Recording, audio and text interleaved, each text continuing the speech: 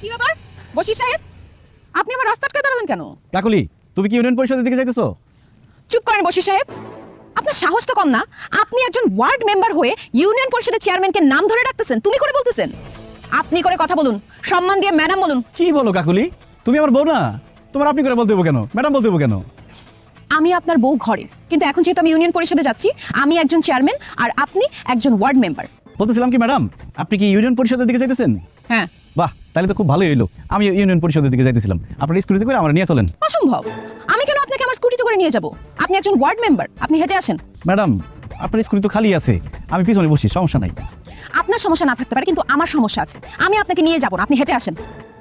আর খবরদার এই ব্যাপারে আর কথা বলবেন না। ম্যাডাম আসসালামু আলাইকুম। ওয়ালাইকুম আসসালাম। রহিমা আসছো? জি। উঠো।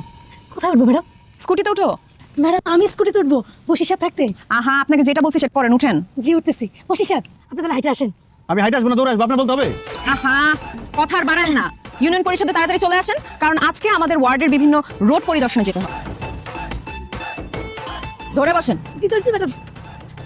আল্লাহ রে, আমার বউ আমার স্কুটিতে নিল না, আরেক বেটি নিয়ে যাইতেছে। কেন যে আমার বউরে চেয়ারম্যান বানাইতে গেছিলাম, রোডের মধ্যে হাইটে দিতে এখন। জীবনের কি কন্ডিশন, ঘরের নেত্রী বিভীষণ।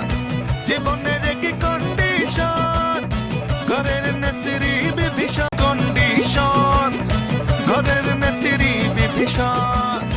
জীবনের কি আসেন কাকলি ম্যাডাম, আসেন। শুধু দেশের উন্নয়নে কাজ করলে হইব, বাড়ি ঘরে কাজ করতে হইব না? বাড়ি ঘরের আবার কিসের কাজ? আপনি কি কানা হয়ে গেছেন? আপনি চোখে দেখেন না এই জামা কাপড় ময়লা, হাড়ি পাতিল গুলো ময়লা, সব ময়লা করে রয়েছে। ওমা, যাও এগুলো ধুয়ে নিয়ে এসো।